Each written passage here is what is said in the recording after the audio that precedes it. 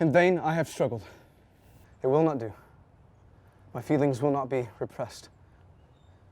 You must allow me to tell you how ardently I admire and love you. In declaring myself thus, I am fully aware that I'll be going expressly against the wishes of my family, my friends, and I hardly need add my own better judgment.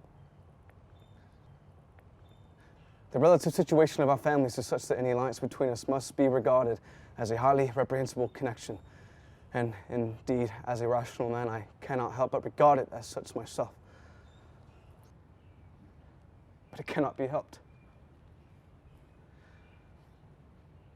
Almost from the earliest moments of our acquaintance, I have come to feel for you a passionate admiration and regard, which, despite my struggles, has overcome my every objection.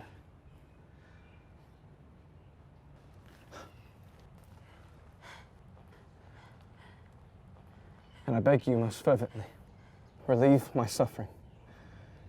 Consent to be my wife.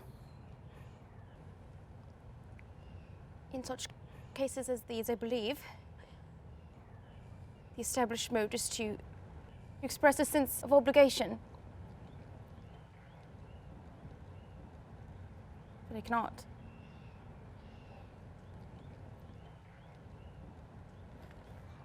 I've never desired your good opinion, and you bestowed it most unwillingly. I'm sorry to have caused pain to anyone, but it was done most unconsciously, and I hope it'll be of short duration.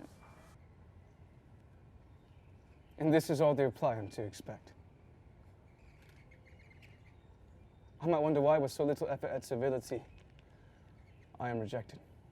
And I might wonder why, with such an evident desire to offend me, you choose to tell me you like me, against your will, your reason, and even against your character. Was this not an excuse for incivility if I was uncivil? Do you think anything would tempt me to accept a man who has ruined the happiness of my most beloved sister? Do you deny that you have done it? I have no wish to deny it. I did everything in my power to separate my friend from your sister, and I rejoice in my success. Towards him I was kinder than towards myself. But it is not merely that on which my dislike for you is founded. My opinion of you was decided long before when I heard Mr. Wickham's stories of your dealings with him. How can you defend yourself on that subject? You've taken eager interest in that gentleman's concerns. Him that knows of his misfortunes cannot help feeling interested in him. His misfortunes? Yes, his misfortunes have been very great indeed. And of your affliction, you've reduced him to his present state of poverty. And yet you treat his misfortunes with contempt and ridicule. And this is your opinion of me? My faults by these calculations are heavy indeed.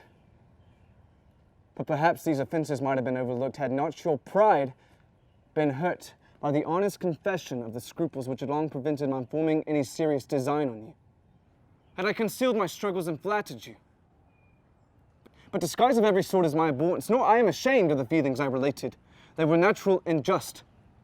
Did you expect me to rejoice in the inferiority of your connections? To congratulate myself on the hopes of relations whose condition in life is so decidedly below my own? You're mistaken, Mr. Darcy. The mode of your declaration merely spared me any concern I might have refusing you had you behaved in a more gentlemanlike manner.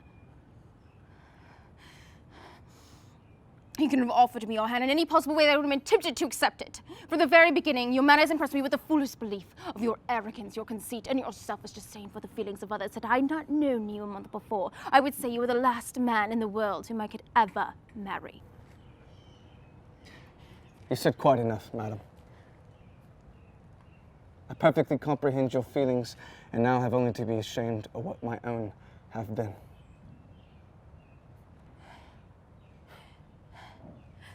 Please forgive me for taking up your time and accept my best wishes for your health and happiness.